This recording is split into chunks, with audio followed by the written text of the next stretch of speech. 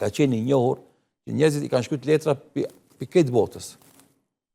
Kemi shumë raste interesante të ndërmjetësimit të tij. Për shembull, kur ka vdekur Sheikh Ibn Bazi rahimahullahu taala, thuhet se janë mbi 15.000 letra që ai ka shkruajt kryetarëve, do thotë pushtetarëve, politikanëve, njerëzve.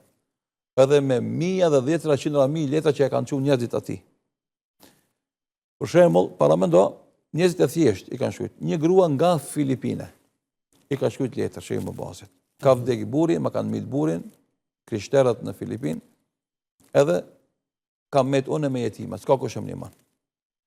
E thot shehu, në punësve që ka pas, kur ka qenë mufti i Saudis, ka thonë të animojmë këtë rast, ka thonë nësë kemi, se në mëdhon, vendi punës mufti i Saudis është vend që merret me çështje akademike, intelektuale, nuk është shoqat humanitare. Nësë kemi regula për ndihmu ekonomikisht dikend.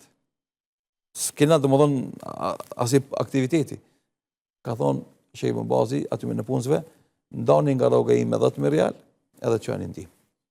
S'keni padet fondet buxhetit uja, jarët e mia. Më spelon keq vetëm. Letër i ka ardhur për një të burgosit në Algjeri, falni, për një të burgosit algjerian në Paris, në Francë. Para më do, në Burgaj, e thot qysh, edhe normalisht i është bo padresia ati në burgosja. Thot, si t'ja bëjën dalë për burgot. I shkon menja të shkon letër Sheikh Ibn Bazit, rahimullahu ta'ala. E me letër Sheikh Ibn Bazit ati, pa e njoftish, as nuk e din rastin, po normalisht angazhon ambasadorin e Saudis në Francë, që ai të kontaktoje me, do thot, pushtetin e Francës, me burgun e Francës, që ta analizoj rastin e tij dhe nëse është e vërtetë se ai është i pafajshëm dhe do duhet lirohet, të lirohet. Dhe është liruar. Ma interesante që ka ndodhur në këtë rast është ndërhyrja e tij për ta liruar Nejmuddin Erbakanin, rahmeti për shpejt, njëri prej figurave kyçe politike në Turqi.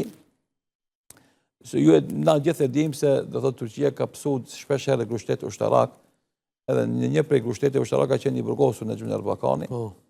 Si politikan domethënë pro-islamik që ka qenë në Turqi. Edhe i vjen lajmi që i mbazit se është burgos një, do thotë një dietar, një shkencëtar, edhe një shërbetor i fesë islame, është mirë me intervenu disi për me liru prej burgut. Edhe i tregojnë, thotë, domethënë, komandantët ushtarak, generalet ushtarak që kanë bërë grushtet ushtarak, ata kanë komunikim të mirë sepse janë të njëjtë shkollë me disa pushtetar të Pakistanit. Edhe Sheikh Ibn Bazi rahimahullahu taala i flet ambasadorit saudit në Pakistan, që ai t'i fole kryetarit të Pakistanit që ka qenë ish general ushtarak, e ai general ushtarak të ndërhyje tek generali turk që ta lirojnë nga burgu Erbakani. Edhe kështu ka ndodhur, domethënë, hatri i Sheikh Ibn Bazit rahimahullahu taala ka ndodhur që domethënë lirohet nga burgu ka ndërmjetësuar për ta liruar një aktivist islamik, një njerëz që ka shërbuar domethënë edhe fen, po edhe vatarin e vet për një burgosis pa drejtë që është bëu atij. Kjo është një shembull se gjithmonë ka pas fitnexhi për marrëdhëniet arabo-turke mi Prishtinë. Sheikh Ibn Bazi ka qenë model i cili si ka këshirë të mohabet hiç. Atij ka interesuar. Domethënë as si ka interesuar botkuptimi i njerit. As mëdhëbi i tij. Thotë vetëm disa i ka interesuar. A është njeri i drejtë? A është njeri në shërbim të kauzës? A është njeri në shërbim të vendit vet? Këto gjëra ka interesuar. Edhe andaj për shembull në Afrikë kur kanë shkuar, në Afrikë kanë gjetë njerëz që e kanë njoftë. Ka thonë ti ai kon Saudi dhe thotë se jam konkur. Po pikatin, po e di emrin e tij se shumë ndihmë na kanë ardhur pi atij. Bilem tregohet se kur ka vdekur Sheikh Ibn Bazi rahimahullahu taala, 1000 hoxhallar kanë met paroka. 1000. Sepse këta ata i ka marrë me paga Sheikh Ibn Bazi rahimahullahu taala. Ka qenë njëri domodin jashtëzakonisht i palodhshëm.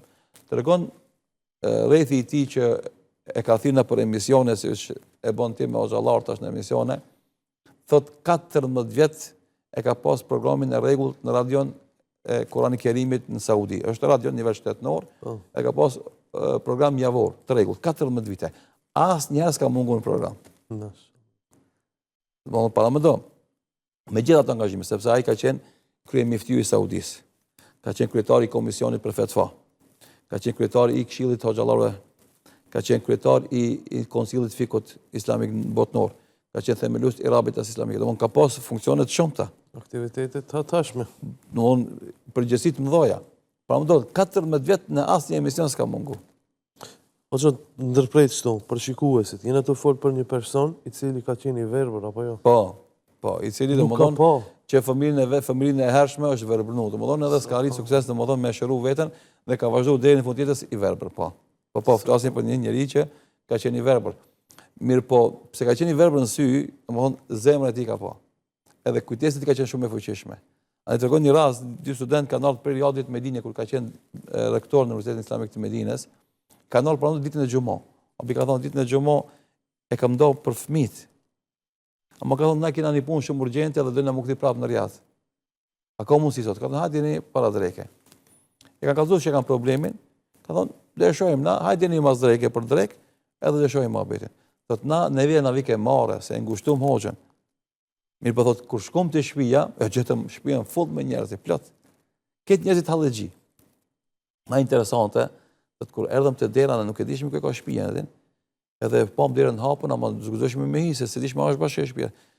Edhe kur njëri aty tha, ka një tulip thotë shtëpinë është me bazit. Po ka thonë ç'kjo hinje? Po ka thonë se s'ka kërkosh këtu. Po dera e shtëpisë që me bazë kur nuk mbyllet. Kur nuk mbyllet, për është e hapën.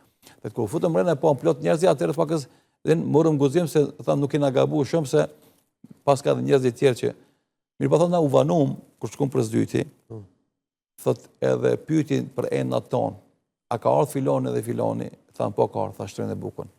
Se pa mundoj ka mojt me emrat e këtyre, njëri ka taku. Edhe ka thonë shtrojnë bukën se kanë ardhur ata, mas ne thonë aso si punën na shkum në vendin ton. Domthonë njeri që e ka nda këtë kohën për besimtarët.